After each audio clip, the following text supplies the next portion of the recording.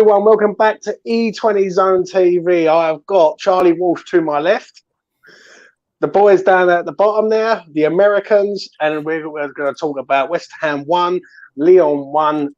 I'm so proud of this team. I really, really am. Charlie, how are you feeling, mate, after that tonight? Yeah, I'm happy with it. Look, obviously it went very wrong in many places, but I think it was a very, very, very, very, very, very, very, very, very difficult second half. But I'm coming away with it 1-1, going into the second leg. I think that's very good for us. I'm incredibly happy with that. Yeah, so am I, mate. I really am. Sully, good to see you, mate. Talk to me. West Ham 1-0. Yeah, not even the fact that it was 1-0, but I mean the fact that we were even able to get the first goal, being down 10 men, I think is just kind of shows the resiliency of the club, and obviously not giving up more than just one, because I feel like with 10 men you're inevitably going to give up the one. But I mean they dug in, they fought. I think I was really nervous when you saw 8 minutes on the board for extra time. But yeah, I mean you definitely take a lot of positives away from this. 100%, mate. 100%. And Lucas, all the way from Texas via the forest, by the looks of it. Talk to me, Lucas. What do you make of it tonight? I mean, I'm clearly proud of how we played under the circumstances, but I can't lie to you. I haven't come down from my seething anger. Yeah, I know. From the bullshit I saw tonight. It's hard to, like, normally there's bad, and then like that was just a whole different level that I've never seen in my life before. Mate, I've got to admit, I'm proud.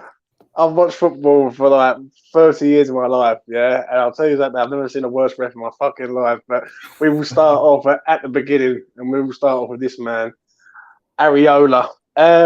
I'll start off with Charlie first. What do you make of him tonight, Charlie? Yeah, he was all right. Didn't have buckets to do. The stuff he did do, I think he did well enough.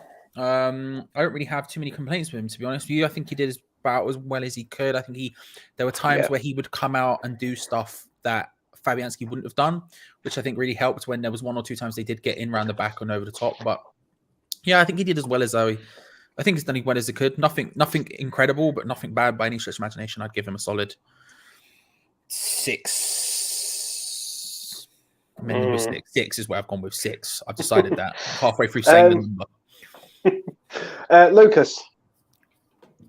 It was a little of a tough one for me because I don't think he was great. He wasn't bad, but I thought his pairing was very, very sketchy tonight at best. Like there was a couple parries that he hit that really didn't clear out the whole way. His distribution towards the end was not good. But overall he was solid. I think it'd be harsh to give him a 5, but I think he done all right. Not vintage Areola, but I'd give him a 6. Sully, take it away, mate. Yeah, I mean, from what I was able to see, he made the comfortable saves. I think the goal wasn't really his fault. It seemed like it was a deflection, if I'm not mistaken, from Fredericks. Obviously, towards the end of the second half, the whole team, especially the back line, was extremely gassed. So I think, he did his part in making sure that, he didn't give up too many rebounds or anything like that. So, I mean, it seemed pretty comfortable stuff from him. I always feel comfortable with him back there. So, you'll go 7 out of 10. I'm going to give him a 7. I think it's a pretty good rating for me. I think he kept everything out. He's unlucky with a goal. He caught everything. Didn't really fumble anything as much. Pretty solid for me. Easy rating, 7 for me. Moving on to this man. Mate, he's like reborn, Charlie. What's going on? Fredericks, what's going on with him? I was quite happy to see him start, mainly because I thought his attacking output would be really useful against Lyon. I felt like they were going to dominate us in possession and step to us and put us in awkward situations, and having someone who just has the pace to get out of that, and also at the other end, he will do the one thing no other fullback in our team will do, which is just take it to the line and pull it across and stuff. And I was like, okay, right, I'm fine with that. I'm okay with that. I can deal with that. It's not Don't get me wrong, it's not ideal defensively, but I'll take it. But it didn't really end up playing out super like that just because there wasn't really the options to do it. We were so up against the wall for the majority of it. It put him in positions that that doesn't really shine his best. But there were a couple of times where he just showed that I think he knew what the occasion meant for him as well. Like there was a moment where AOR had the ball in the middle of the park and tried to sprint away from him like 3 or 4 different times. And Fredericks was, don't get me wrong, he was all over the shop. He was never getting the ball away from him, but he would not let him go for love nor money. Ended up chasing him across the entire field just to stop him from going forward. And it was that stuff that we saw a lot from the defense that I thought was really good. A 6 out of 10, but I think a lot, the live chat when I was doing the watch along was very much split at the beginning. It was either, oh, he played quite well in the last one, or, oh my God, we're going to die. And I think neither of those, I think he played all right. I'll go next. I thought he was pretty decent tonight, I must admit. I worry about Fredericks, I do, because I think he's full of pace, but he can't defend. But I've got to give him his due tonight. I thought he'd done all right. He's unlucky with a goal. I think if he lets it go, we complain. He's touched it. It goes in. Nothing he can do. I'll give him. I agree with Charlie. Yeah, I'll give him a 6. Sully. I mean, when I saw that he was in the starting lineup, I think it was a positive sign. His pace obviously gives people fits. Grant is kind of like his one and only trick is just to kind of just be annoying and pacey. And outside of being shaky defensively, he doesn't always deliver the best of crosses. But I mean, you never know with him because you do get, the special moments. I mean, he still is the only player, in recent memory to get like a perfect score on a player rating after a match. If you guys remember the last game of the season, I think in Southampton a couple years ago. But I mean, it's obviously unlucky. I think in the heat of the moment, I think almost any of us probably would have done what he did. Because you don't really know how the ball is going to play off your body as much as you're trying to get in front of it. Unfortunate for him. Glad he, played a full 90 without getting hurt. 6 or 7, 6.5. I guess we'll go with that. Oh, you've gone for a middle of the road 6 then. You know what I mean? Lucas. I thought he was one of our better players tonight, to be honest with you. I thought he defended a lot better than his last match. He did not look as spastic or sketchy, making me incredibly nervous every time the ball came towards him. And, he headed every single ball away that went to him. Every single one. He also got to give him your due there. Yeah, all the balls, the long balls coming across, he did head them away. I've got to admit. For the club, got stuck in, and the goal is nowhere near his fault. It was a double-edged sword. He either lets it keep rolling, or I think it was Dembele, and I think someone else was right behind him. If he cleared it, that could have easily just deflected off one of them into the goal. So it was dead to rights, basically, in my opinion. But I think a 7. He was really good tonight, and arguably our best player, in my opinion. Fair enough, mate. Fair enough. Move over to the left-hand side now. I feel sorry for this kid. I really do. Charlie, it's definitely not a red, is it? Let's be honest. Or do you think it is? Charlie, please. I don't really care either way. Whatever, man. He's an idiot for doing it in the first place. I think the thing is, like Gio said at halftime, right? So Gio comes on halftime in the watch-alongs, and he said that he would have, if it was a yellow, he would have been praising Cresswell because it was the right thing to do anything. But I don't think it was. I think if we're saying it wasn't a red because it was so obvious that he was going wide, then why the hell are you pulling him down anyways? Let him go. What are you doing? Whether it's a red or not, I think it's a stupid mistake, and I don't think he should have done it. Now, is it a red? Yeah. I don't know. Yeah, but do you think he played for it though, Charlie? He's played for it in a way because with a wink and everything. They all played for it. Antonio played for once as well. It happens. Yeah. Football. You're a Premier League defender. You're telling me you're not going to expect a player the second you touch him to go down. Yeah, I know what you're saying. Yeah. Don't know about them ones. You're about 400 years old at this point, Cresswell. You've been around enough to know that's going to happen. Let's be real about it. Yeah. I don't know. Is it a red? I don't know. I don't know. But overall performance, I thought he was okay. Yeah. Nothing. If I'm taking the red card and all that nonsense out of it, I think he was fine. I don't have too much positive, too much negative to say. Obviously, only half of football makes it difficult, but putting in there, I mean,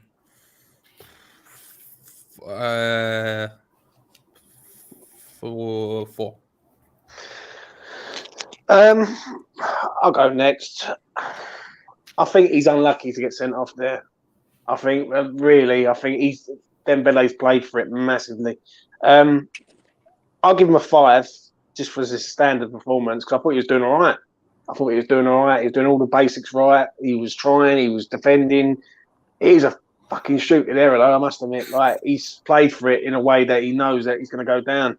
And it's a massive miss for the second leg now and moving forward. I don't know how many game ban that is. If that's a 1 game ban or a 2 game ban because it's a straight red. But it's stupidity, really. And it's because Cresswell lacks pace. That's the problem. So, for me, I'll give him a 5. Sully? I don't know if I can't really give any assessment on him because I was only able to see the second half, and obviously he wasn't in it. So I'll have to pass this one on to Lucas. Fair enough, mate. Lucas, take it away. Where do I begin? Absolute disgraceful decision. I mean, by just multiple angles as well. By definition, is he clear on goal? Can you really be clear on goal if you're running away from it? No, not in my opinion. I thought Dembele went down incredibly easy. I've seen way rougher tackles that have led to a red on clear on goal than that.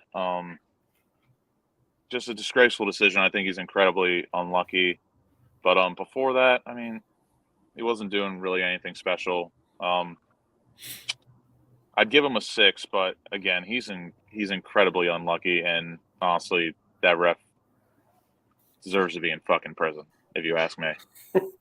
Was that the name, Lucas? Was that the name you tweeted out after the game? Because I saw some random ass name that you tweeted, and I was like, I assume it's the ref because I have no bloody clue who the hell this guy is. It's just ridiculous, and the fact that Dembele winked after that, oh my god, that got my my Do you know what, mate? Boiling. Mate, you should have seen me in the pub, mate. When I'm sitting wink, I found the glass at the telly, but I thought I would have got barred, so it doesn't matter. We move on. So disgraceful, just so disgraceful. Next up is this man. I'm going to start off with Craig Dawson. I thought he was brilliant tonight. I don't know about you, Charlie, but I thought he was them balls out. I don't know what's happened to him. He's playing long balls out of defence, mate, straight into players' feet. That first one was fucking majestic. The one to Benrahma in that first half was just outrageous. He just went, watch this one, guys. Pow! What was it you typed in the chat, Lucas? Oh, Craig Ping Dawson. Ping Dawson. It was Ping. It was Peng, bro. I'll tell you what it was. That was a beaut. Yeah. Oh, he's a baller. I love Craig Dawson, man. And he was in my opinion, he was the better of the 2 centre backs tonight. I think he was really good. I think he was almost faultless. I couldn't really. In fact, I don't know if I can pick. I thought he was brilliant.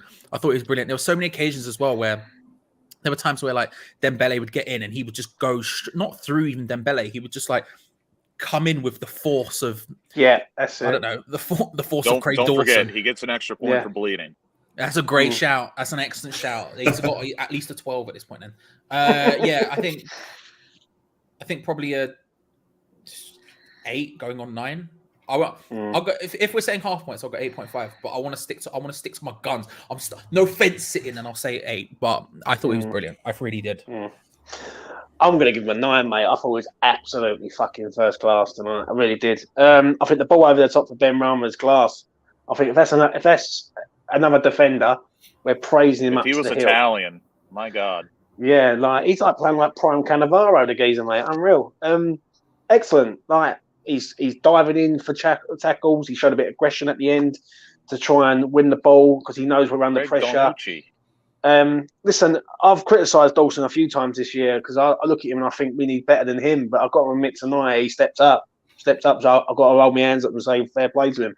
I'm giving him a 9. It could be a 9.5, but we haven't won the game or done any better than that. But for the sheer effort of 45 minutes of non-stop defending, got to give him some fucking credit, and for that he gets a 9 for me. Sully. Yeah, I mean, for the half I saw him play, he definitely seemed up for it. I think he's grown into these games, these situations. Obviously coming down from coming up from the championship, and then 2 seasons later he's playing in Europa League. Yeah, I mean, he was very comfortable back there. It was a nice slow security blanket. Excuse me. Whenever you had a ball through, whether that be on the ground or in the air. I saw the highlight of the pass, and yeah, that was pretty sweet. I think what was it, like a couple games ago, he sent somebody on who got an assist. Might have been Bowen or Benrahma, probably Benrahma, somebody. Yeah. Really nice ball, the full length of the pitch. But yeah, I mean, he, like you guys were saying, he was fantastic. And as some of the chat was saying, definitely seeing man of the match worthy. So yeah, definitely a 9 for sure. Lucas, take it away, mate. Just off desire, dedication, and effort alone, Craig Dawson deserves a 10. But and that ball that he played to Benrahma, my God, for real. If he was Brazilian, Spanish, Italian, my God, he'd probably go for 40 million pounds right now. But that's true, yeah. I mean, again, he was so after the goal, it was a 10 out of 10 performance for me. But I do think he was half of the reason we conceded our second goal. But again, it was 12 versus 10. But he does give up pace, and he did play that one guy on. Even though I do think Ben Johnson's defending on that goal was utterly shit. But yeah, I think at 8. I think at 8 is fair, but I want to give him a fucking 10. But for the integrity of my ratings, I'm giving him an 8. You're harsh, mate. But that's why I love you, Lucas. That's why I love you. So moving on to this man, Kurt Zouma. I agree with what Charlie said earlier. I think Dawson was a better defender, but he wasn't bad tonight. He wasn't bad. He got us out of trouble a few times. Charlie, what do you think about him? Yeah, no, it's not because he was bad. It's just because Dawson was immense. Yeah, I really bled. And he bled, bro. Come on now, let's to this game. I thought he was really good though.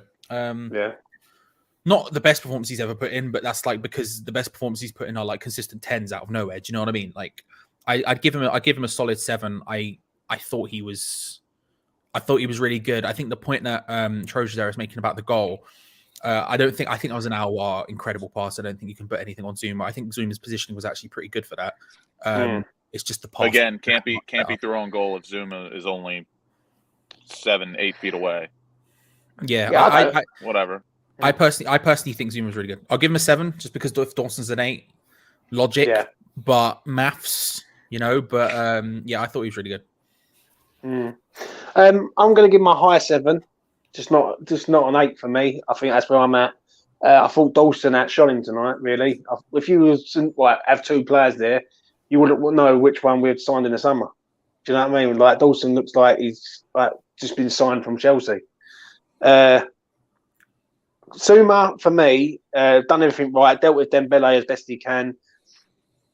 I understand what Trojan's saying about the red card, but fucking Cresswell shouldn't be bringing him down. It's as simple as that. So, for me, and where Cresswell lacks pace, it's a problem. So, yeah, I'll give him a high 7, just not an 8 for me. Sully, take it away, mate.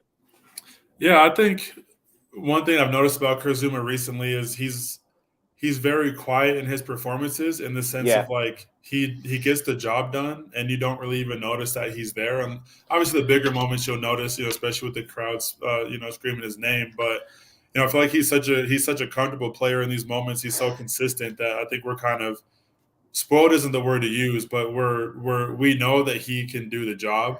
I think that's also a big reason why we see much more of Dawson is, not that we don't think that he can do it, but I think he's become such like a cult classic, like how, RIP to the real one, Jordan Hugill was, anytime he stepped on the field and he did something big, it's like, that's the man. There's right there.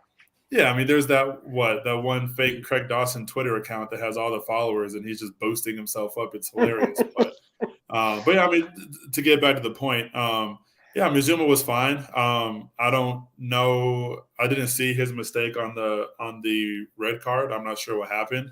But I guess even if we're being fair with the red card, like Bowen was fouled much harsher before that red card even happened, and that wasn't even given.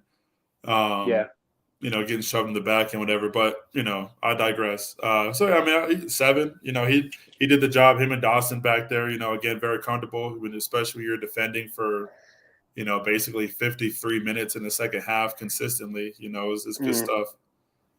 That's fair enough, mate. Lucas, take it away. High 7. There's only just like 1 or 2 balls that Zuma he ball watched a little bit and it went over his head. There was one chance towards the end where he missed a header and the ball dropped in the box, and the one Lyon player. I know the one you went about. It. Yeah, the one he chested, and he went to head it, missed the header, and where it come off the player, he spam around and cleared it away. So again, he only 1 or 2 times, but like in a moment like that, that's gigantic. Like you've got to get ahead. Yeah. You got to get ahead on it. But I mean, again, overall, great performance, vintage Zuma. Honestly, I'll take that all day long. And he almost scored. And he almost scored on that set piece back post. Very close. Yeah, when the keeper headed it away. We didn't get the throw in either, which was fucking bananas. But whatever. I'm gonna give him high 7. High 7 for you, mate. Before I move on, please do subscribe to the channel and please do like the video. It goes a bloody long way. It helps me out. Do you know what I mean? So please do that. But I'm going to come to this man, Thomas Souček. Charlie, what do you think about him tonight, mate? I thought he was all right. I thought he was good. Some good tackles, decent positioning. Got caught in position a hell of a lot of times, didn't he? Like lost the ball. Like that's he what gets you do. If you're an opposition team, you look at the weak points. You press Thomas Souček. And you're up against a team who are going to do that. Like Lyon, or if one of the teams in the competition who will press the hell out of you. But I thought he was all right. I thought he was decent. I think the biggest thing I could say about him, really, in terms of like a Thomas Souček performance, is I just felt like, and I don't think this is his fault, but I just think there wasn't enough attacking threat from him. And I just think that's not his fault. I just think we were up against it, and I think his role was like at the beginning of the game, he was getting in and around the area, he was creating opportunities, he was creating space, and not even through passing, just through positioning. He's just being there, is giving them 8 things to think about. But I think as the game went on and as we went down to 10 and the game went more and more, it was a case of him just surviving or just trying to like deal with it. And I think his defensive work was good. But yeah, I would agree. I would agree with your like getting quite out of position, but that's just what happens. I don't think he was the only one. I think there were a lot of people who got caught in possession today. So I think a 6. I'd probably give him a 6. I think because there were some really good challenges in there where you're like, oh, thank Christ someone did that, because especially in his position, it's always the thing is with him and Rice is that position against a team like Lyon who want to come into that area in around the D. They want to get into the central areas and start passing small around. If they're having to make tackles, they're usually last-ditch, Jesus Christ, someone stop this kind of things. And I think he did quite a few of them today, and I was happy enough. I'd give him a 6, mainly because it's not like I'm not sitting here saying he was incredible, but I think he did his job. He did his job. Yeah, I'm with you on that. It ain't a 7 for me. It's a high 6. It's not a 7. I think he got stuck in. I think he was trying. It's just the final pass with him irritates the shit out of me, mate. If I'm honest, like I look at him, me and you've discussed this before, Charlie, about him, and we've said that he's very static. Like he gets the ball and then they're on him because he's like a robot. Yeah. Do you know what I'm saying? For me, he done good things. I think Declan was not up for it tonight either. Like he tried, but he was just losing the ball a few times. But yeah, for me, Souček, a high 6, just not a 7. Sully. I think for me, I think he kind of Souček grew into it as the half went along, because as I was thinking about it while you guys were talking about it, I don't really remember too much of what he was doing towards the beginning half of the second half. But I think, towards, in the times where Lyon had a bunch of possession, I think he did a good job of making sure the edges of the box were clear. I think he provided a lot of good cover for not only Dawson and Zuma, but as well for Johnson and I guess Johnson, because obviously I didn't see the other one play. But yeah, I mean, he got his head in. He did his best to clear the box.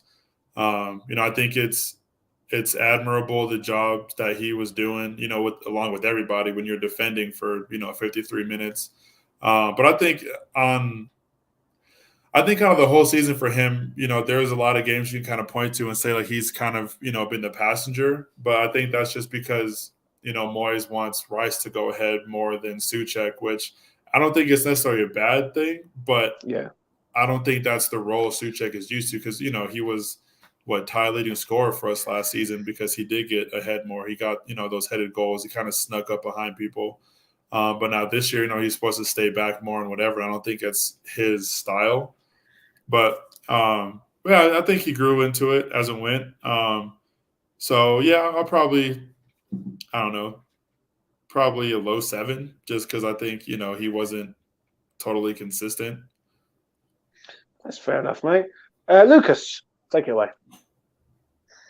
Just off the defensive work rate and ability alone, I think you have to give him a very strong 6 because, I mean, let's be honest, playing 12 versus 10 for 52 minutes. I'm loving this 12 versus 10 thing tonight, but it's very true. It's very true. Go on, carry on, Lucas. Very, very difficult. But again, we know what we get with Souček. His passing on a good day is maybe above average, a hint above average. His passing wasn't too great tonight. He did get caught out in position, but again, when he gets stuck in, like when you tell him to just get stuck in, defend, he is good. He heads everything away. I've got to admit, full out extending clearances towards the end. Yeah, I do agree with you on that. Where he does when he's back's against the wall and they're all up against it, he's very, very good. It's just that he just lacks the quality of a real box to box defender. But again, off the strength alone, solid. I'm gonna give him a strong 6, close to a 7, because defensively he was brilliant. That's fair enough, mate. I totally agree. Moving on to the captain for the evening, and our captain, Declan Rice. Charlie, talk to me, mate. Do you think it was his best game tonight, or do you think it was? Oh no, nowhere close. Yeah. Same as Souček, I guess. He was all right. Yeah. Like some good tackles. The one thing you can say about him is he when he drops deep, it's just very useful. But there were poor touches, there were poor passes. Again, it was not a game for DMs like for us. Yeah. Like it just wasn't. Like Lyon, that's just how they play. It's not. I think Lanzini would have been a ginormous help today.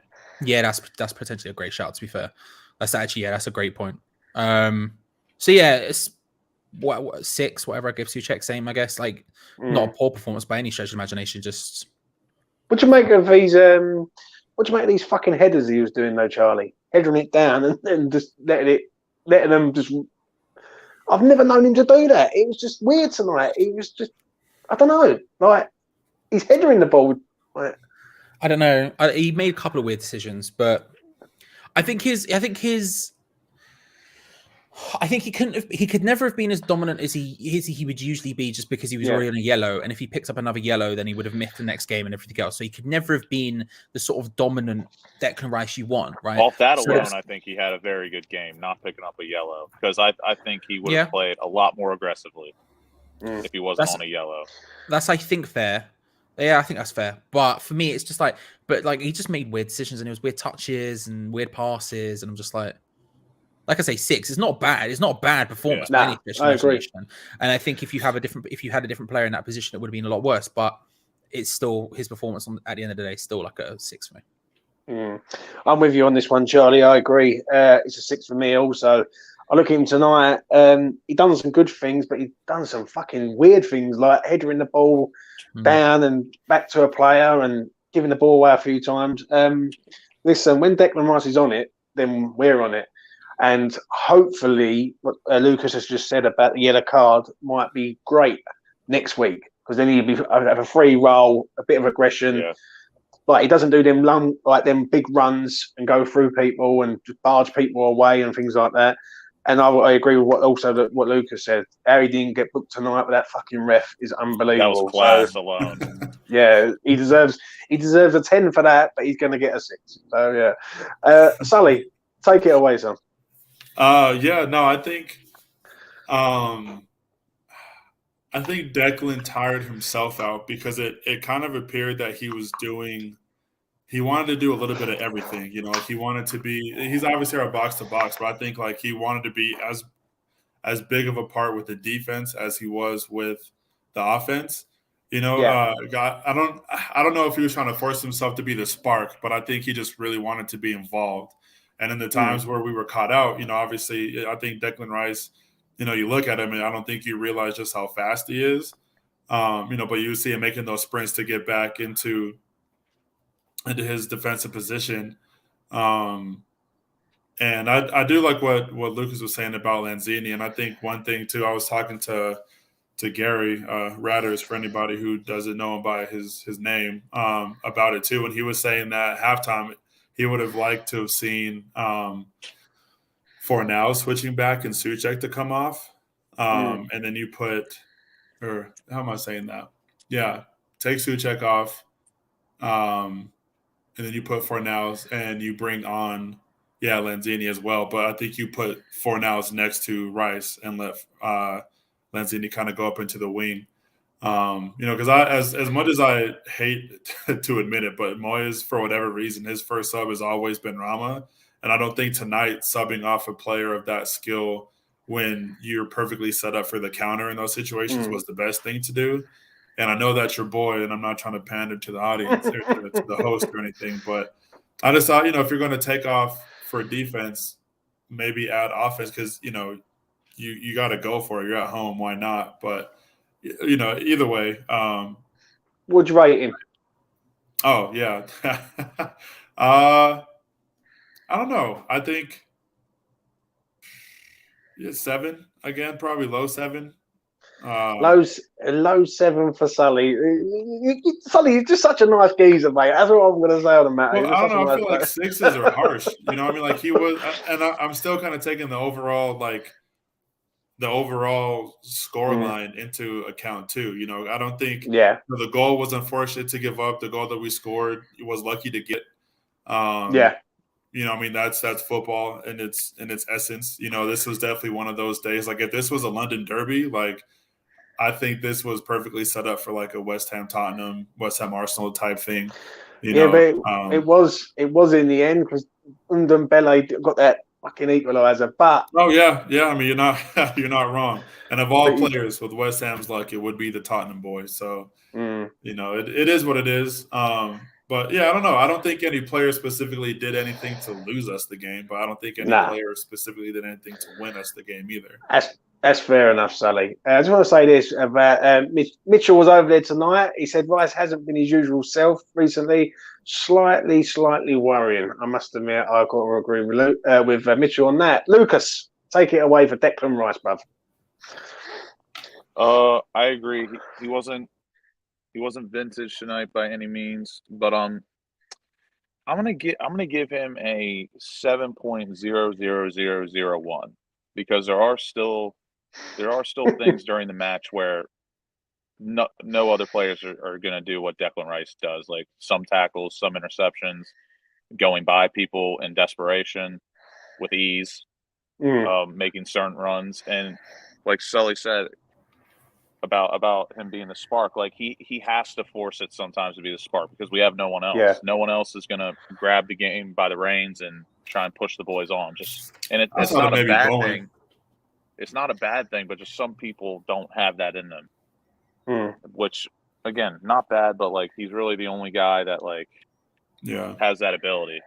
But what'd you rate him, Lucas? 7.0001. God damn, me and Charlie are the harsh critics tonight, mate. But we love it. We love it. We love it. Moving on to this man, Pablo Fornals. Done great work for the goal, Charlie, didn't he?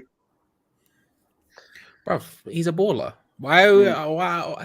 The man damned out here, shocked when he plays a ball and pass, and I'm like, bruv, you see him, bruv, get the glasses on, pre the balls, bruv. Okay, Yeah. that one where the flipping, there was for the goal. There was the one where, the one where it came across to him instantaneously. I don't know who from the right hand side, and he just turns around on the volley, half volley, just pings it over to Benrahma like 40 yards, like it was nothing. Brav. Yeah. 7. All that build up for 7. Listen, it's either a 7 or an 8. If I'll go with it's a strong 7. I thought he was I love Pablo Fornals. I think he's so good. I think that second half was really difficult for him and Bowen specifically. Yeah. Because they had to get forward and be the attack. And they were further forward than Antonio most of the time, which I don't understand. And then they also had to get back and defend. It was we'll go on to Bowen after, but a very, very, very strong 7. I've criticised Fornals. He's not my most favourite player, and I look at him sometimes. I think, what does he give? Got to admit, tonight he's very good. I've got to admit, I'll have my hands up on this one. I thought he worked hard second half, like literally he was everywhere. And he does do some things that baffle me. Like in the box, he's putting his feet up instead of headering the ball. He's going with his feet, and I'm thinking, don't do that, mate, because they'll go over and get a pen. But the goal is a creative bit of work there. Like he makes the geezer play the pass into him, and he reads it, and he creates the goal basically out of nothing, really. And that goal might have just helped us go to Lyon in a better frame of mind. Do you know what I mean? Especially with 10 men. So yeah, I've got to give him his due tonight. I'm going to give him an 8. I think he deserves an 8. He's worked hard. Second half, he was up against it, but he grafted his nuts off as he always does. Solid 8 for me. I'll start off with Lucas on this one. Lucas. I love watching Pablo Fornals play. He's one of my favorite players, just from like a fundamental and foundational standpoint. Like, I think he's every club's like dream player. If I'm being honest, like he just works hard, he'll bleed, and he does have the quality you look for, or not even what you look for, but like when you get a player like that, obviously foundational start, you want him to work hard, you want him to play for the badge, but then he just has that extra bit of quality that like makes him a very good player, in my opinion. I think his passing is so good, and on some days his passing it just makes him unplayable, but he's an absolute pit bull. I mean, the guy just dogs every match. He just consistently hounds everyone. His defensive work rate and defensive ability for a guy in his position is just unmatched, in my opinion. It's so good. It's elite. It really is, in my opinion. And then when he's playing, when his passing is on, I think he's just a brilliant player. But yeah, his work rate alone just opens up so many things for us, and I really think that goes underappreciated because like he does it all the time. But I really do feel like if we don't have him in the squad, like we just lack something. We really do. But I'm going to give him a strong 7 because that goal, he's the start. He's the start of it, and thank God for him. That's all I have to say. Strong 7. No worries, mate. No worries. Solly, take it away. Yeah, I think Pablo Fornals is honestly the engine of the club. You know, I think he's not the sexiest player in the sense of, you know, he's not, you know, real creative or super creative when he has the ball at his feet, you know, when it's just a one-on-one. But yeah, I mean, just exactly what Lucas was saying. Like the dude is everywhere. I don't think anybody celebrates goals harder than him. I don't think anybody. And he's playing out of position. That's another thing. He's playing out of position every single week. Yeah. I like when he plays in the middle of the park. And again, I'm not sure if that's where he started out today. But I think when he plays as a 10, I think he's a much more quality player. Because I think letting him be able to roam in the middle and create for others is kind of his specialty. You know, and I know I've said this on your show in the past, but I think a lot of flack that he gets from fans is that he just genuinely doesn't score enough as a forward. And I think people look at that and it's like, well, he doesn't do enough. It's like the dude does literally everything else. And then when he does score, it's almost always a banger. And he's one of those players, kind of like how I was saying with Zuma earlier, that's like quiet, but he's always where you want him to be. Fornals is that same way. Maybe not necessarily as quiet, but Fornals is always where you want him to be in terms of like either support or, you know, on the way back on the attack moving forward. Again, he might not be the most creative player, but he's going to try to do what he can to make sure the team is succeeding, whether that's going forward or going back. So, yeah, 7 for me as well, yeah. 7 for you, mate, for Pablo Fornals. I've got to agree with one thing you said before we move on. I think a lot of the fan base do love him for what he gives. And then the ones like myself, I do look at Fornals sometimes and I think, you just got to be there in the final third a bit more. Where you're an attacking player. But I think the way it is that you can't balance both. You can't be the workhorse and an industrial player, and you can't be the goal scorer and assist man. Do you know what I mean? It's got to be one or the other. If he was both, he'd be one of the best players in the world. Yeah, but we are massive, so we move. So anyway, we move on to this man. Saïd Benrahma played 45 minutes. Charlie, what did you think of him tonight? Do you not want to go first?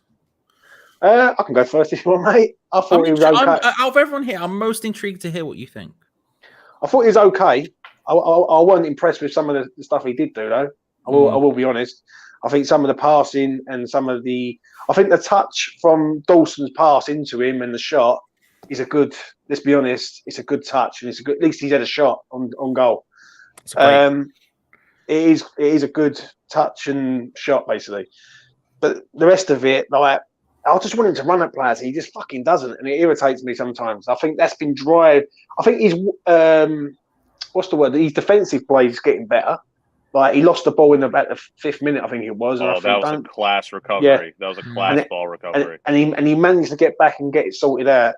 I don't know what's that. I like Benny, as everyone knows, yeah. But the way I look at it with him tonight is it's like a tower two. Like 1 minute he goes forward and he looks promising, but fucks up everything. And then defensively he was okay. He was better.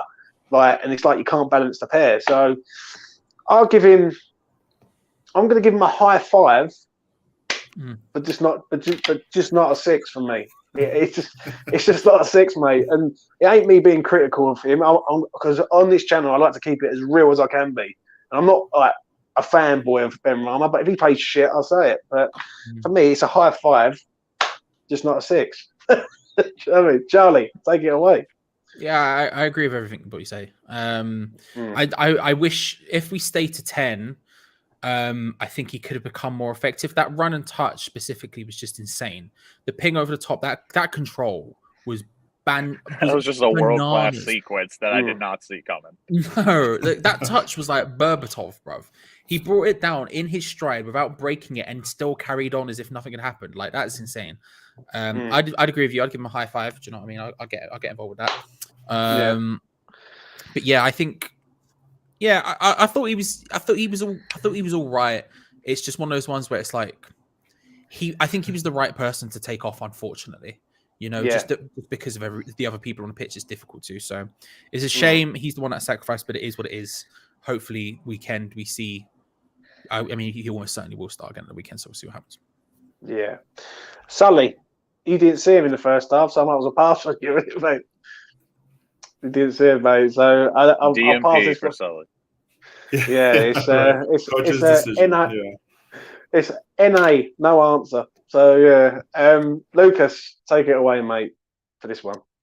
I'm gonna give again. It was just unfortunate he had to be the one sacrificed because of some bullshit. But I'm gonna give him a 6. I thought he was average. He showed some signs that if the match wasn't so corrupt, I think he would have grown in and done a few things.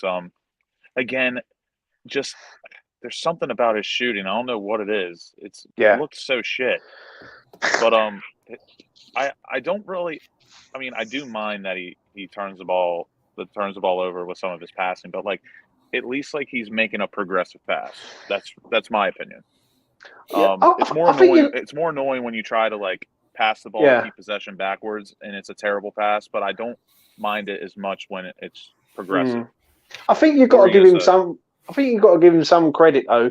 Like the ball from Dawson has travelled a long way. He took that first touch. Like if that was, that's Jarrod Bowen. Everyone's raving about it. You see what I'm saying? Like there's got to be a bit of balance. No, that was world class. It was world class touch.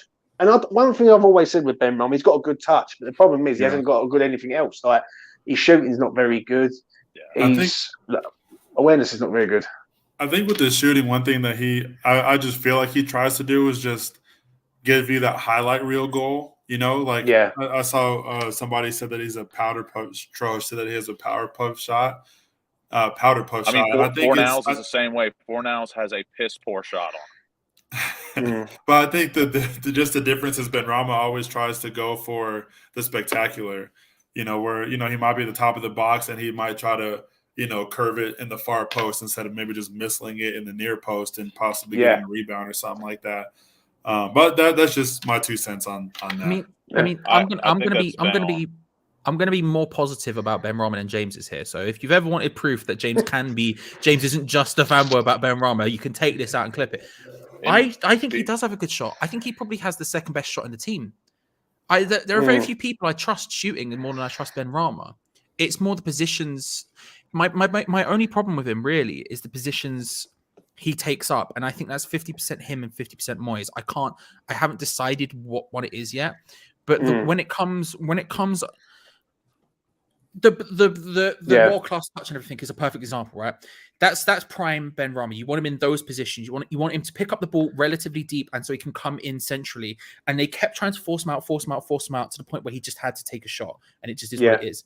It's the ones that frustrate me more about Benrahma is when he gets the ball and he's in what I've been calling the corner quadrant, which is that bit of the pitch but just outside the area next to where the corner flag is, because he's not that great a crosser, and it's so easy to dampen him by putting him in that position. Now I don't know whether that's him picking up the ball and going into that position, or him finding his way into that position actually, or whether Moyes is telling him to be in these positions. I haven't decided which way. But do you think though, Charlie, though, because I actually agree with everything you just said there. You're absolutely fucking bang on the money, right? The one thing that irritates me with Benrahma is he hugs the byline. I don't like that. He hugs that byline as if you think he's like a world-class crosser of the ball. Like, he should be running inside. He should be like an inside forward. Like, the ball should be coming through the middle, and he should be running literally into the 18-yard box. He should be a yard or two inside the elbow of the box. Exactly, mate. Exactly that. And that's the one thing that irritates me with him. I think he's got a good touch. I think he's a skillful player. I think he gets frustrated going on the wing, right? Because when he's there, he's looking to try and cross, and he's not a good crosser, as Charlie just said, which I make 100% right. But he has got one thing I've got to say with him is he does have a shot. Like, at least he has a shot. Like, I don't see Fornals having a shot or fucking anyone else having a shot. Do you know what I mean? At least he has a go. When you shoot from range, and I'm very guilty of getting annoyed at people for shooting from range a lot of the time. Like, I just pass it. What are you doing? He's one of the few people where I don't get frustrated by it, because I'm like, do you know what? Actually, he will probably hit the target, and I think he does have a long shot on him. It's just positioning, and it's why I don't understand why we persist with, like, today. Like, he started on the left and Fornals started in the middle, and I think that is Fornals' strongest position in the middle. But realistically, for this team, for the way we play, it should be Benrahma starting in the middle and Fornals on the left, and I don't understand why we don't do it. I genuinely cannot figure it out, because it seems to make perfect sense to me. But defensively, all in all, I'm going to give Benrahma a 6. A 6 out of 10 for you. I'll give him a 5.5, and Charlie's give him a 6 or 5. What did you give him, Charlie? High five. It was a high five. It was a high five. He agreed with me. That's it, mate. 100%. Moving on to this man, the goal scorer, 2-2 since he's returned from injury. Charlie, fucking, listen, I've done this channel since September. I've had Charlie on. I've had all the boys on this channel. I used to criticise Bowen all the time for missing chance after chance after chance. Me and Charlie have discussed it on different channels religiously. Now it seems like every time he gets a chance, he's going in the back of the net. Even half chances are going back in the back of the net. I thought he was excellent tonight, Charlie. What do you reckon, mate? Yeah, 8. I think he was brilliant. I think he again, that second half for him and Fornals, man, was just so difficult, because they had to do everything. And like, I still don't understand to this moment why Antonio is somehow is like, he's staying forward when we're defending in the second half, which is fine. I'm fine with that, because you want an out ball, you want a guy to ping it at. And then somehow when we're on the counter attack, Bowen and Fornals are further ahead of him. I don't understand a lot. I don't understand how they. It's not even necessarily a criticism on Antonio. It's a madness. It's more. It's a madness. You know, it's a madness. You know, I don't quite. It's a huge compliment to them because they had to work 10 times harder than almost anyone else did on that pitch. Like everyone had to. That second half was all about people just going right. Shift time, right? Let's go. We're doing this. But they almost had to do it more than anyone else because of the positions they play. I thought he was brilliant. 8 out of 10. 8 out of 10. Lunch pail and turkey sandwich for lunch. Kind of work. Big place. Big place. Yeah. No mayo, no mustard, no nothing. Nothing. No lubricant whatsoever. Definitely lubricant. What I was going to say is this, Jarrod Bowen has definitely turned up, mate, this season. I must admit, I've got to give him his due. I used to back him all the time to score first goal, anytime goal scorer, and I've stopped backing him since the Wolves away game. And fuck me, he ain't stopped scoring the geezer. He was excellent tonight. He really, really was. I think the goal's excellent. I think his awareness is excellent. He's hard working. He got booked, which was ridiculous. But the referee will get onto him after a little while. Do you know what? He's hammer of the year for me. I think he's hammer of the year for everyone else. I think he's been absolutely first class. And I'll give him an 8. I agree with Charlie. I think if we win the game, he gets a 9. But we drew the game, so he gets an 8 for that. Excellent, first class. Sully. So real quick before I get into it, I just saw this stat on Twitter that said Jarrod Bowen has become the first West Ham player to score 10 home goals in the season in all competitions since Marlon Harewood in 05-06. No Legends. idea who Marlon Harewood is. What are you talking? Marlon Harewood. Marlon Harewood, mate. Mate, he will sell you a watch if you want. Yeah, he'd sell your car now, wouldn't he? What a boy. What a boy. But so I mean, he's doing big things, you know, as Charlie Boy would say, he's getting big dubs. You know, and I think, you know, he is what is keeping this team going right now. You know, I think he, you know, when he was gone, we were lucky enough to not drop a lot of points because we just couldn't find that other threat. You know, I think, I don't know, for what Antonio lacks is exactly what Bowen gives you. And sometimes I think Bowen's ability to just be lightning quick and just be everywhere, get those through balls, you know, long passes, whatever, sometimes can make Antonio seem like a passenger. You know, no disrespect to Antonio at all, but it's just Bowen just is everywhere and he does it all, you know. And I think, you know, his vision, his work rate, he's been like that since he came in. You know, 2 goals in the 2 games he's been back. You know, and he gets back, he defends, he puts a shift in. You know, he, you know, is another one of those players. As for now, is that, you know, anybody would be lucky to have somebody who is like a Jarrod Bowen. You know, if we had 11 of those dudes, like we barely lose a game. You know, Would you rate him, Sully? Oh yeah, no, definitely, yeah, 8. You know, I think he was all over the place. The goal, you know. Goals still count no matter if they're lucky or not. You know, you got to put yourself in a position to score, and that's exactly what he did. You know, he's a threat. I think, you know, he had a couple of opportunities, if I'm not mistaken. And I think, you know, he's one of the players. So 8 out of 10 for sure. 8 out of 10 for Sully. Lucas. Easy 8. Jarrod Bowen's just an amazing geese. Like, he's a diamond in the rough, an absolute gem. And I've run out of words for this guy. I mean, if you ask a Liverpool fan, I think he is like their dream forward. If Liverpool got their hands on Jarrod Bowen, I think Jarrod Bowen easily scores probably 20 goals. Like, the guy does everything you want and more out of a forward. And again, he's just an absolute pit bull. He doesn't stop working. He niggles and gets into spaces and around people. You just don't think he's going to do it. And his defensive work rate for a forward is top notch, elite. And he scored arguably our most important goal. I don't want to say most important goal in history, but the goal he scored today was absolutely fucking massive. Like, if we don't score first, we're losing. Yeah, I agree. And So he's quality. I'm giving him an 8. I've got to put this comment up before I move on. This is from Mitchell, yeah? He said, I don't care that you're talking about Bowen, Souček, A5. I love Mitch, mate. He's a diamond. He's a top lad, I must admit. Moving on to this man, Antonio. Charlie, what do you think of him tonight? Because it'd be interesting to see what you think, because I'll see if me and you think alike. I think he was all right. I think his hold up play was really, really good. I was shocked. Usually I bloody hate it. And he did, and I was like, oh, he's actually doing it really well. I think the second half, there's a lot of little moments that I could pick out and get very frustrated about him by. For example, the one where Bowen decided, no, I'm just going to take the ball the entire length of the pitch and you can't stop me in the second half, when we almost got that second goal before they scored. And he plays the ball across to him and he just doesn't kick it. And it's like, I get why he didn't kick it. The goalkeeper's there. He doesn't want to just boot him in the face. I think he missed, personally. You reckon? I reckon he missed. I was fuming. We would have won if he scored that.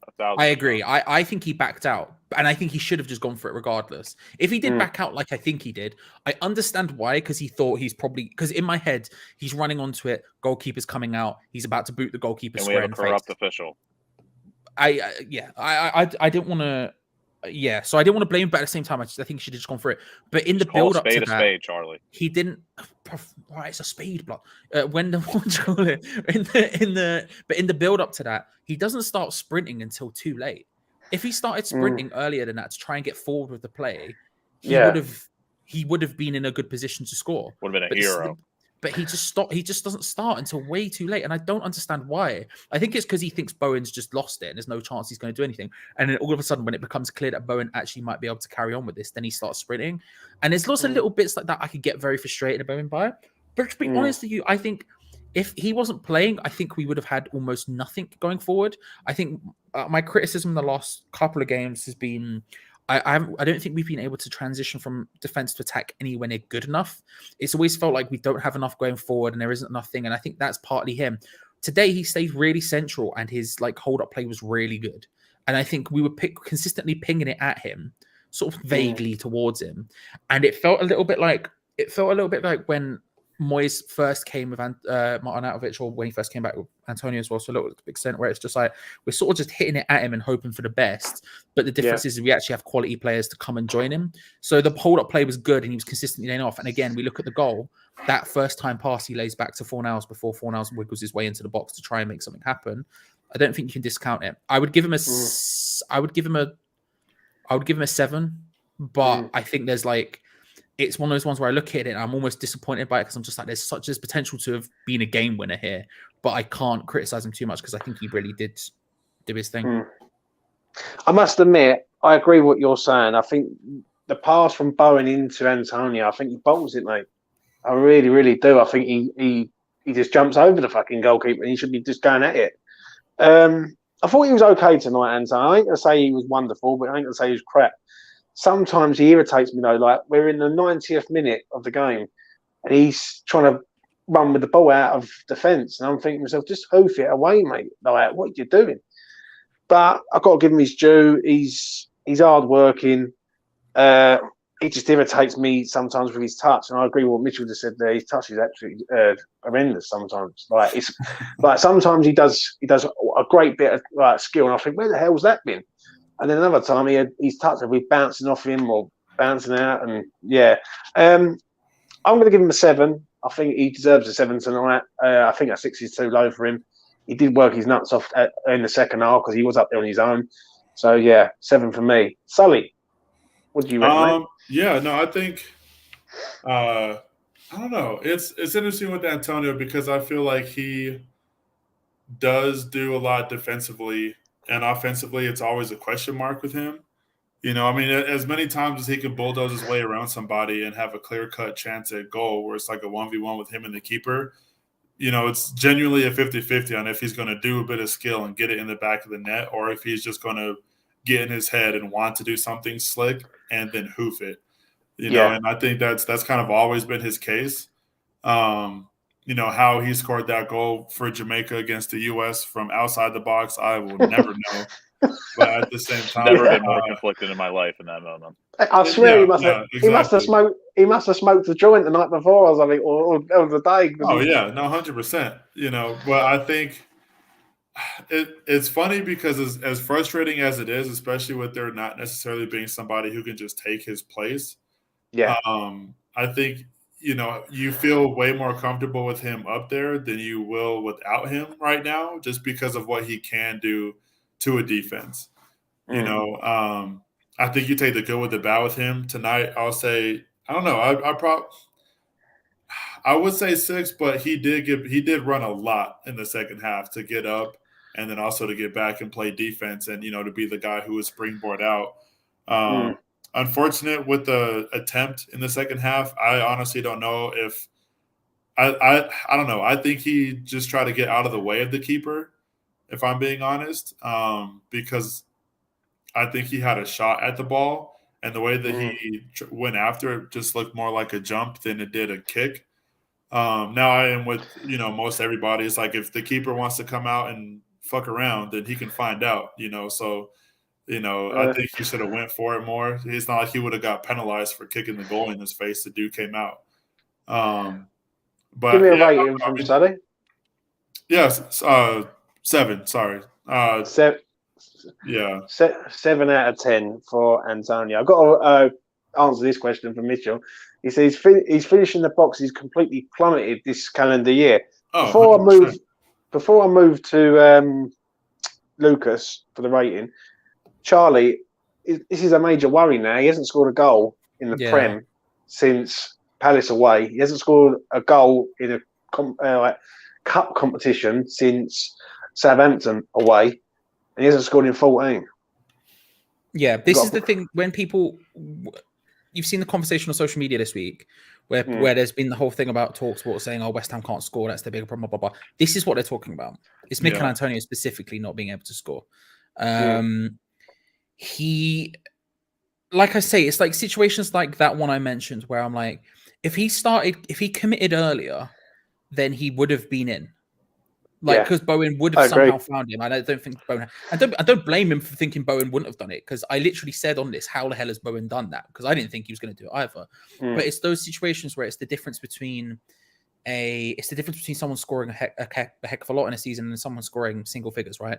When you're a striker, and I think it's that thing where Bowen, Antonio as a striker is pure confidence. He's a confidence player, you know, and he has to have the confidence. And for this season, he just hasn't had it. Beginning of the season, he did. Beginning of the season, we had a whole bit where it was really rocking and rolling and everything was going well. But since then, it's just not happened. And I don't know.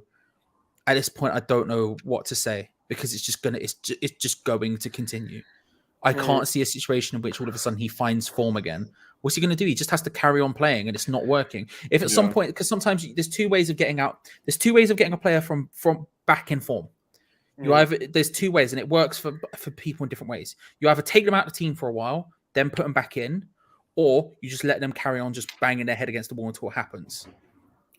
He can't be taken out and banging his head up against the wall is just not going to work. He's starting to show signs of form, but it's not finishing in a goal yet, is it? What do you think of this comment from West Ham 58? Do you guys think Antonio bottled the half chance challenge with the goalkeeper to save stretching his hamstrings? Do you think he's one thing I will say? Do you think he's got that in his head now, though, like to think like that? I think maybe the reason he didn't go for it is because he's been in his head because he hasn't scored. You know, I think you see that through any level of football is whenever somebody's gone dry. You know, I mean, look at Everton in this last match. Like, Calvert-Lewin didn't know what to do when he had the ball at his feet because the dude just can't score. You know, and then when you can't score, then you start overthinking it. You know, and, you know, and then you start because I mean, football in its essence is a simple game. You know, so I think once you start making simple things difficult, especially for yourself, then it just makes it hard. And you know, those split decision like instinct moments become you overthinking moments. You know, so I think maybe if he was in form, he probably would have went for it. You know, if he kicks the goalie, sucks to suck. You know, he needs a goal, doesn't he? I mean, shit, with this referee, we probably would have got the goal disallowed anyways, but at the same time, 100%, mate. 100%. I don't think he pulls out because of the hamstrings. I think he doesn't start running because of the hamstrings. I think he pick and chooses when to work. And the problem with Mikel Antonio is his decision making has always been completely woeful. Mikel Antonio is at his best when he has the least amount of time to think, because then he does pull off these insane skills and does something. You're just like, hang on, whoa, hang on. And it's because it just happens naturally. It's just like, well, I'm doing this. But when he has to think about it, when he has time to think, he's never been good. And I think that's the bigger problem. I think he's picking and choosing when to commit because of his fitness and because he's having to play every single game. And his decision making has always been poor. So it's just not working. I totally agree with you there, mate. Lucas, give me your quick rating on Antonio, mate, from everything you've just heard. I mean, let's be honest. We all know he has the touch of a lumberjack, but he grafts like a lumberjack. Mickey Appleseed is what I'm going to start calling him. I thought his hold-up play was really good today, and his aerial duels today were fucking class, so good, and they led to a couple good counterattacks and chances. And that alone, I think, with the defensive work rate he had to put in the second half, Mickey Appleseed gets a 7 for me. He gets a 7 for you, mate. Oh, I do love you, Lucas. I must admit, mate. Listen, I've got 43 people watching. Please do smash a like on the video. It goes a long way. It helps me out, so please do that. I will be grateful. Moving on to the one sub of the evening, which was this man, Charlie, Ben Johnson. I think he makes a fucking error for the goal, though. I will say that. I'm not do you mind, Charlie, if I go first? I actually got to be in class in like 7 minutes. Bro, no lay it down. Whatever Selly says, I agree with. Unless he says something different, then I don't know. We'll see what happens. Go on, man. I think I was comfortable with Ben Johnson coming in. It's a position that he plays, so it was a smart decision for that to be the direct sub. I think with him coming in at halftime, especially after him probably not expecting to come in at halftime, I think the game might have been something that he just wasn't able to work into.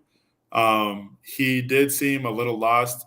Not that necessarily he was out of position lost, but just like, I think again, with the decision making, he was lost. A lot of his clearances for somebody who only played 45 minutes worth of football, he couldn't get clearances out. I don't think that necessarily played on his mentality, but I don't know. I was nervous because he just didn't seem to be himself.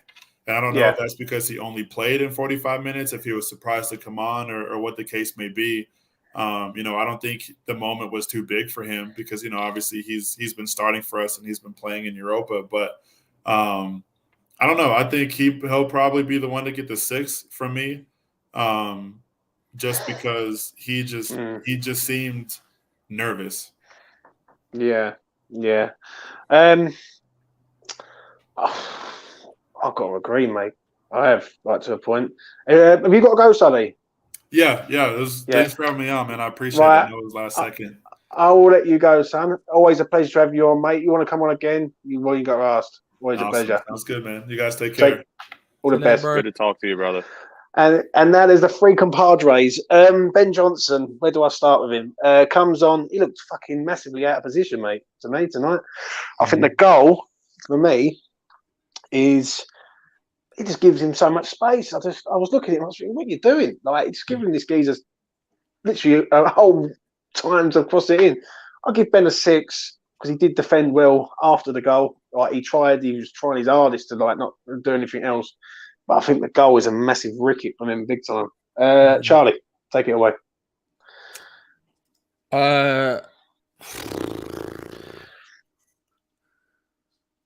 4. I thought he was just. He got absolutely done by Tete, and then after that, he looked shook every time Tete. Just if I was Lyon, I'd just be screaming, pass the ball to Tete and just run at him because he didn't know what he was doing. For the goal, he was showing Tete onto his right foot down the line, which was probably the right decision, but then he like allows him to get that one step of pace, which gave Tete the space to put the ball in, right? But then after that, every time Tete went near him, I could see him switching which way. He didn't know which way he wanted to show him at all. And that's the thing. A player like Tete is good because he's 2-footed, he's Brazilian, he's good on the ball. He can do that to you, right? But my God, did he get shown up? He got really shown up. And I think embarrassed, yeah. But the problem is I think it was, I agree with what Selly said. I think it's 100% the correct decision to put him on. Who else are you going to put there? Masuaku, good luck with that. Who else are you going to put on there? No one else can play. It's him. It has to be him, but he's not a left back. He just isn't a left back. He can do a job, but that's all you're going to get from him. And today he came up against very good players who showed him up. And it's not entirely his fault, but it just didn't happen for him. And it's one of those things. My bigger concern is, James, is that we're going to get that for 90 minutes in the next game. Yeah, no. Cresswell's not going to play. And I don't know if it's a 1-game ban. I don't know if it's a 2-game ban, whatever. Two-game ban, I think it is. Imagine Barcelona going up against them for a start at left back. But let's just concentrate specifically on the next game. Lyon have just been shown an exact blueprint on how to get on. They were sort of they were changing up sides, but sort of maybe more focusing on the right, I would have argued. But when it came down to it, they just next game they go, oh, Johnson's going to start there. Just absolutely hammer him. Absolutely hammering. Whoever you put out on that side, be it Tete or be it Fev, whoever it is, just put him at him and just running at him. And it's just because there's no other. It's going to be. Hopefully he can step up, and it's just a single thing. Hopefully he can step up. It's just a single thing. But I thought he was poor. I thought he was actively poor. Maybe my rating's a bit too high. The only reason why I give him a 6. I'm also maybe potentially a bit too harsh. The only reason why I give him a 6 because after that he played a bit decent. He was all right. He was defending as best as he could. But I must admit, you are right. When you've got a person who's 2-footed and you turn him inside out, then we've got a problem, innit? Do you know what I'm saying? So, Lucas, what did you think of Ben Johnson, mate, tonight? I think Charlie is right and wrong.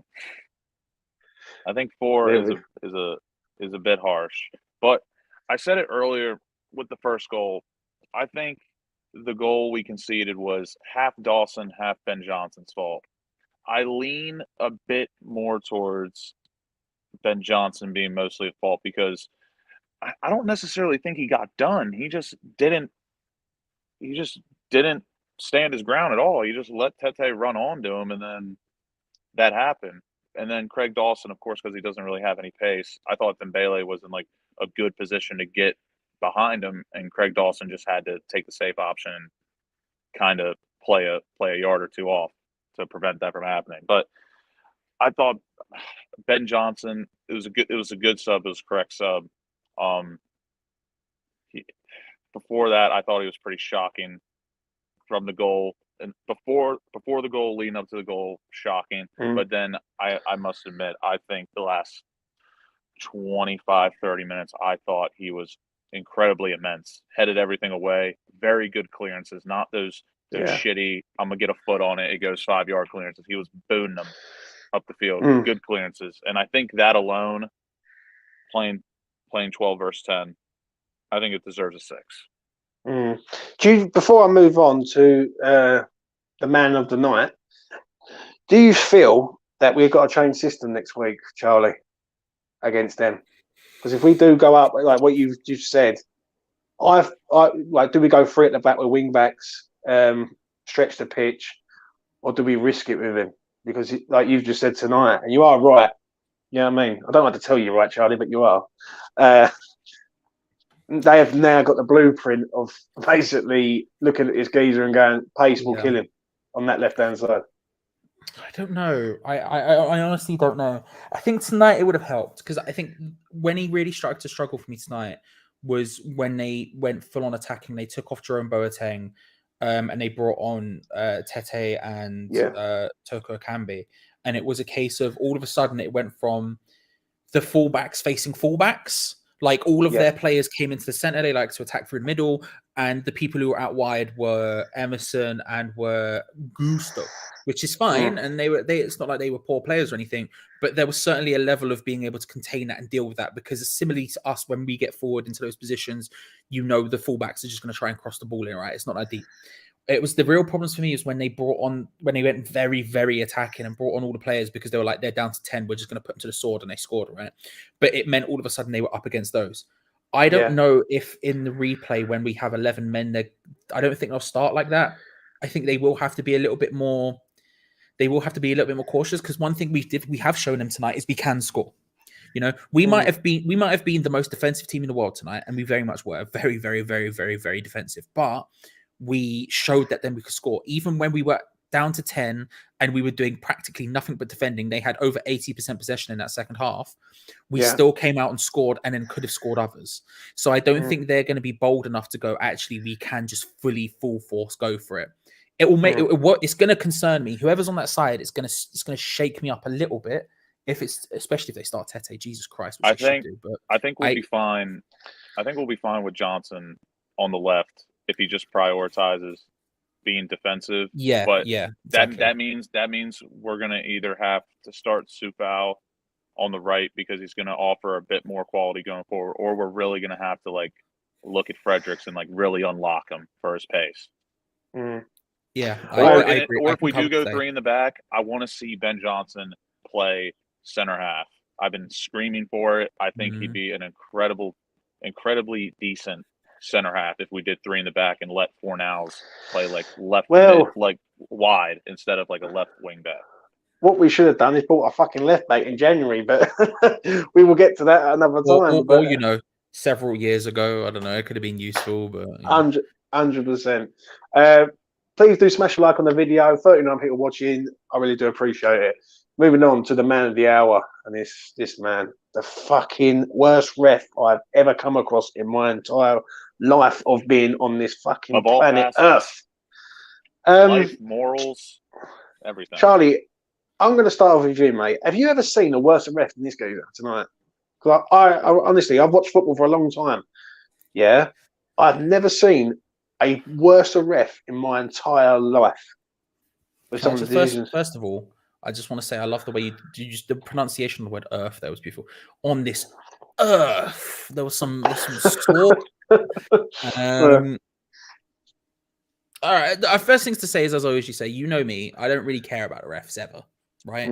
It really doesn't bother me that much. Like most people, they're saying that should be this, it should be that. Most of the time, I literally couldn't give less of a crap. I'm like, whatever it is, what it is part of the game. We move on. Even today, I was complaining about him.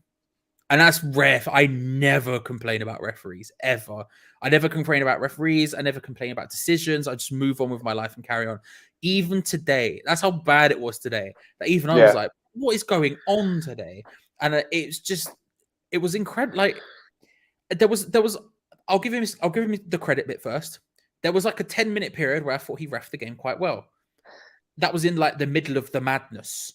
Like it was that at half time, was it? The first 45 minutes he was just insane. The second, like I don't know, there was just this weird 10-minute period where I was like, this game could very easily get out of control if he doesn't do the right things. And he did the right things in that specific moment. And I was like, okay, good. Maybe it's starting to calm down. And then he just went wild again. And I don't really understand it. I really can genuinely, I cannot stress this to people enough. I never ever care about refereeing reforms. You can go back and watch. Yeah, you can go back and watch other player ratings we've done here. I always don't care. Even I was complaining about it, which shows that it must have been so bad that even me had to complain. It was a mess. It was an absolute mess, and I don't understand. I don't understand. Before I get your rating and I get to come to Lucas, let's talk about the major talking point in the game, Charlie. Right, we talked about it earlier, but we're talking about it now. Right, who's at fault there? Is it the ref's fault? Is it VAR not putting him up and saying he's got it wrong? Like, whose fault is it, really? Is it Dembele playing the game? Is it like, or is it all three of them? It's Aaron Cresswell for doing it. Yeah. Cresswell just shouldn't have done it. The thing is it's everything, right?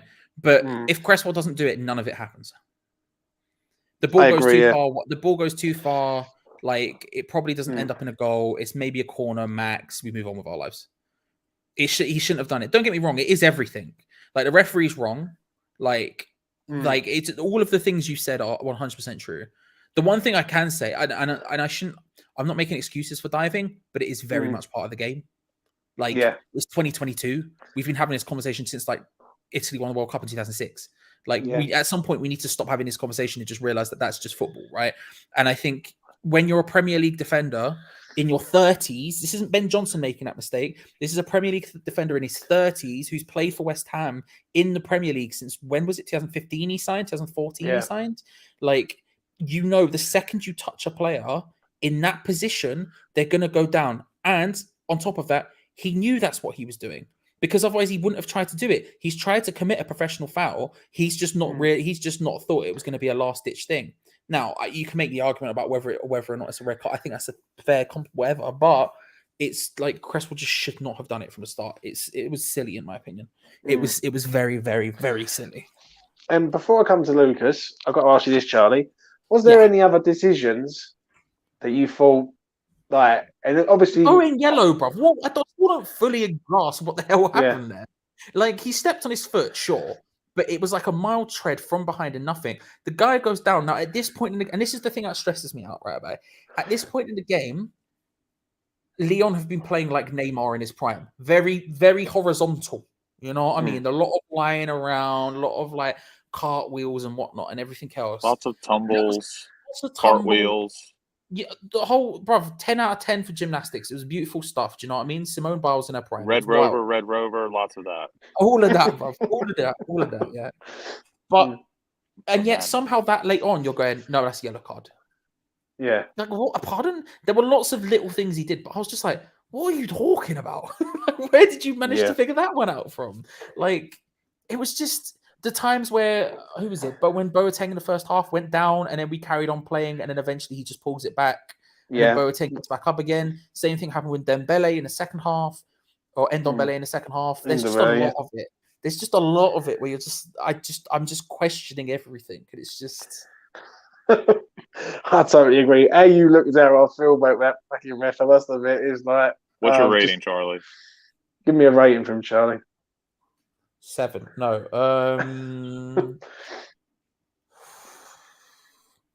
I don't know, man. 2. You had a solid 10 mins. 1 point for every 10 minutes he does good. Yeah, there you go. Lucas, I see your Twitter, mate, and it was like popping a little bit. So I'm going to give you the calm space now, bro. Right? Chill out, and I'll give my rating last. Remember, you're in public. Yeah, remember you're in That's public. True. I'm in a beautiful apartment complex in Austin, Texas. Very nice outside, but that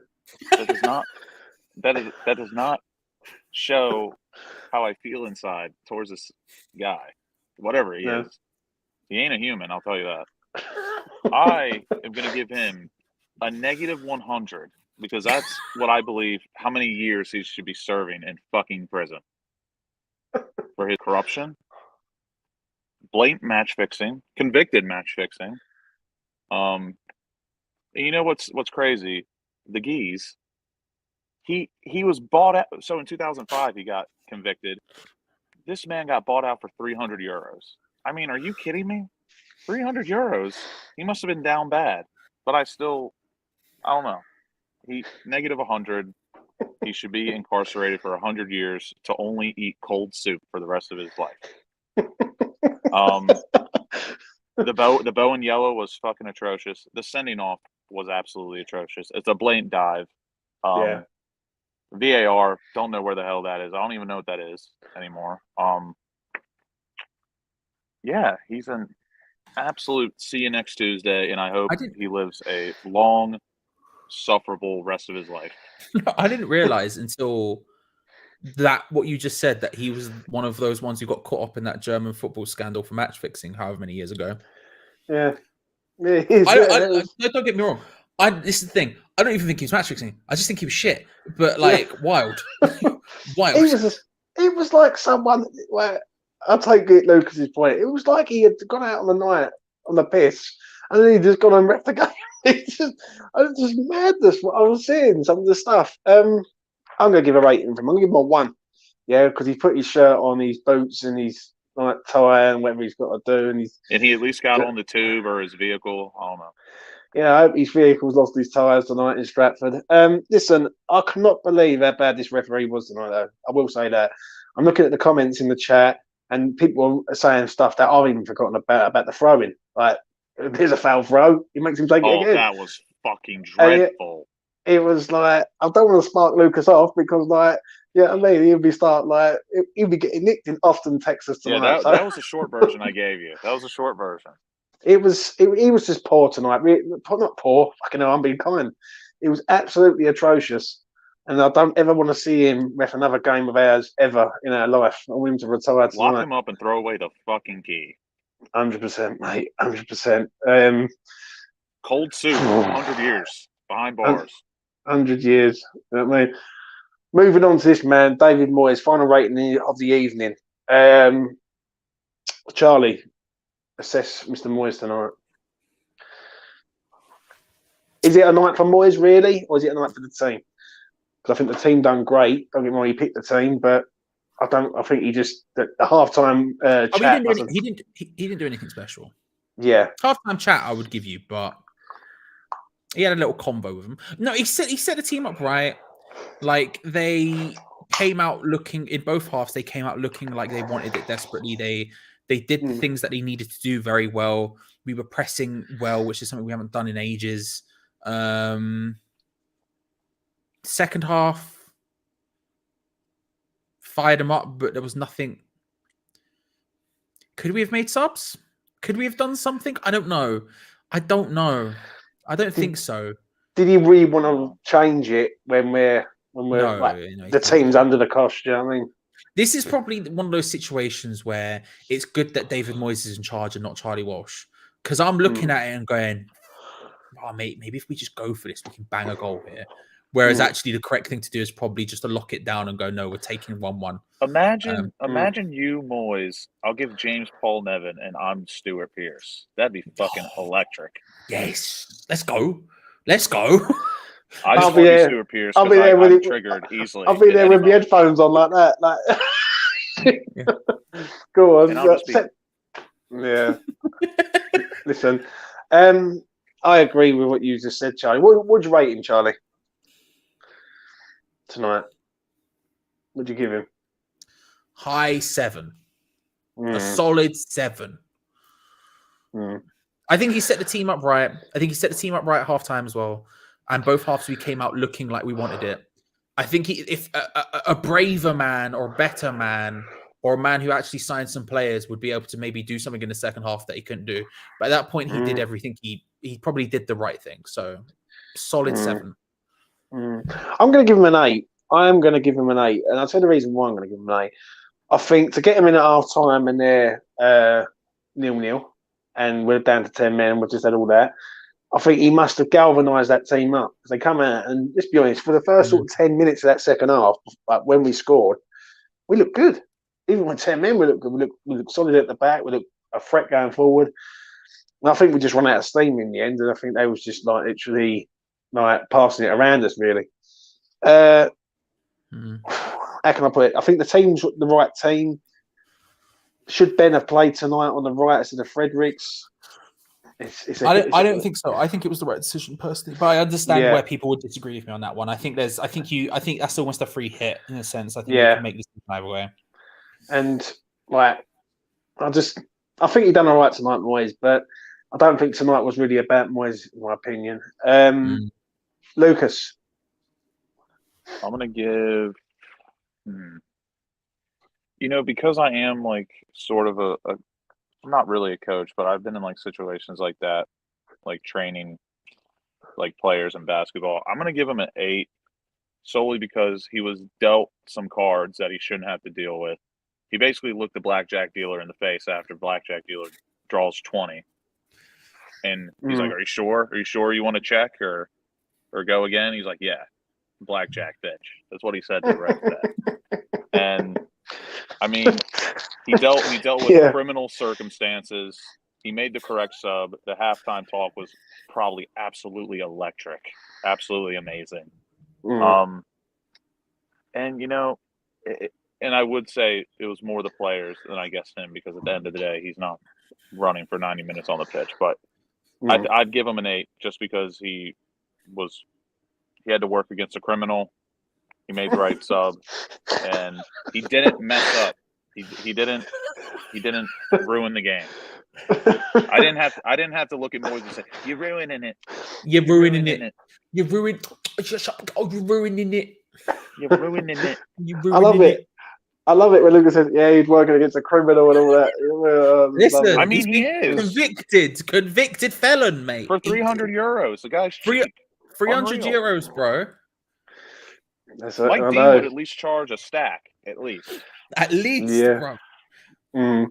Right, and that is the player ratings for tonight on everyone, including that bastard ref. I just want to get everyone's final thought before I wrap up. Next week, Charlie. Like, yes. How do you see it going next week? In your opinion, do you think? I'm not gonna lie to you. I'm gonna spend the next 5 minutes just going, "You're ruining it. You're ruining." Oh, fucking love ruining it.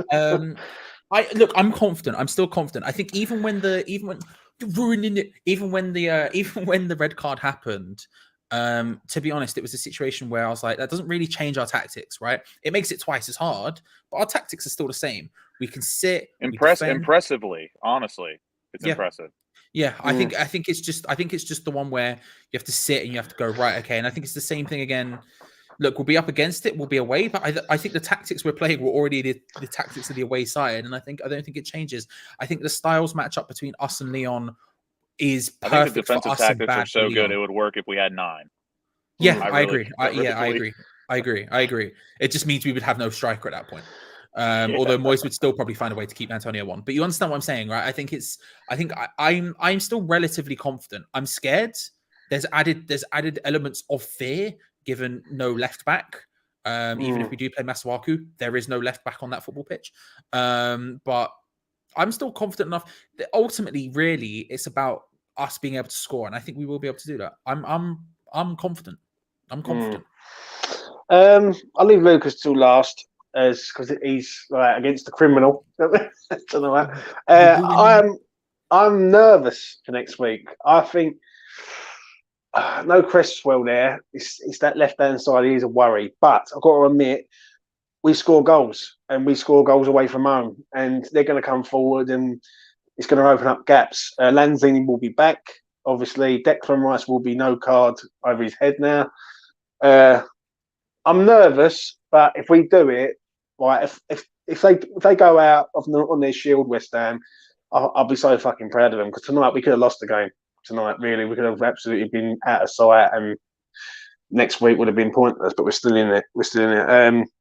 I think the players it was gutting giving up the goal, but realistically, there was no fucking chance we were going to hold on for 35 minutes, 12 versus 10. There was no way. True, and I agree with you on that. So for me, next week, left back, maybe I change the system for me, but other than that, I think, we've got a good chance. Lucas, what do you think about next week, mate?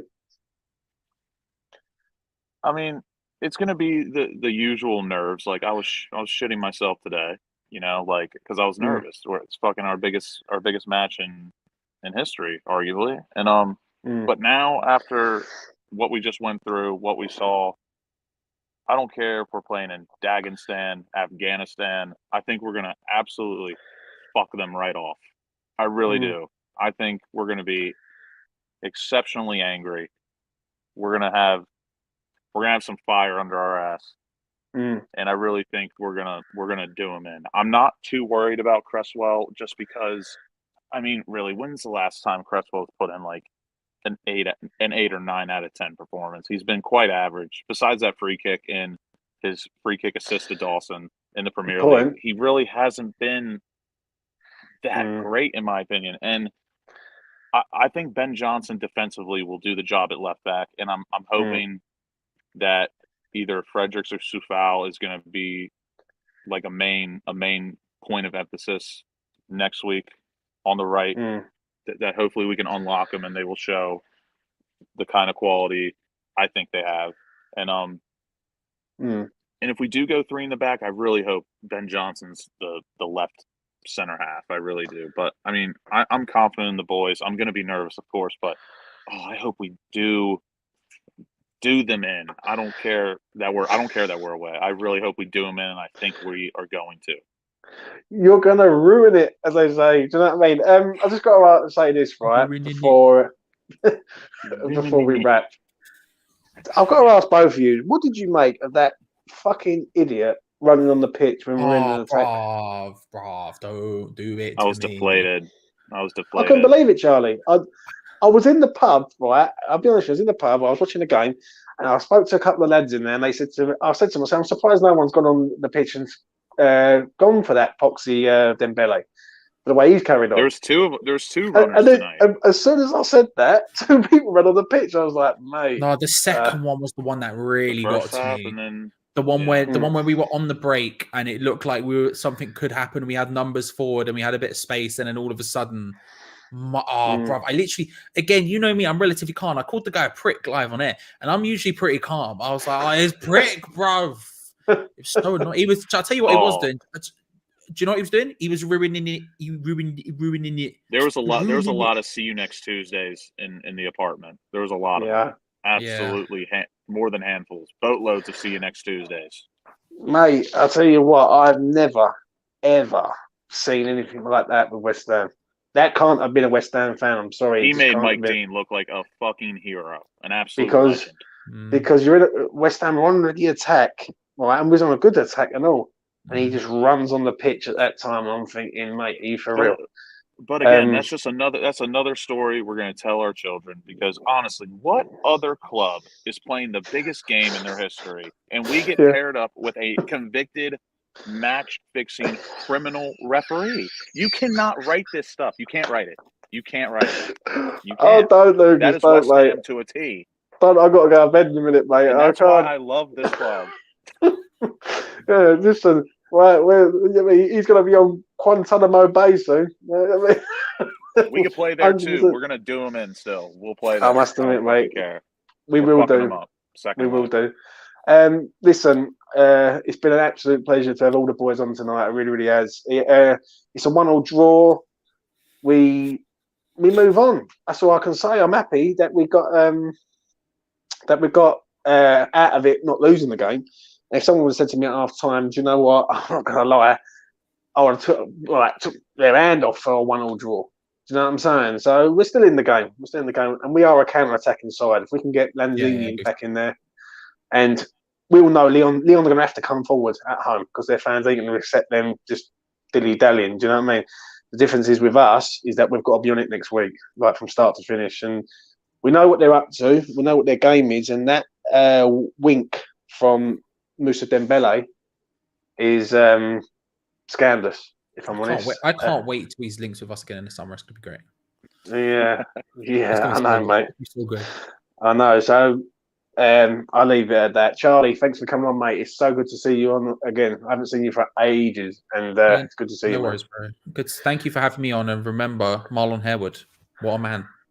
He was a great man, mate. He scored that great goal in 2006. I want to roll with that geezer. Semi-final of the FA Cup. And and finally, Lucas, aka the criminal hater. Well, aka the criminal hater. It just goes past the prison. Man hates crimes. A lot of you. Man hates crimes. I know, mate. So good to have you on, Lucas. Even though you're in Austin, mate. Really do appreciate it, mate. Always. Thanks a lot, brother. Listen, I want to thank everyone in the chat tonight. Also, all your comments coming in goes a long way. And please do like, please do subscribe to the channel. It's going up there slowly but surely, but we move on and hit we move. The bell icon. That is it, bruv. That is it. If next you hate week's criminal activity from refs, hit that like button. No, do you know?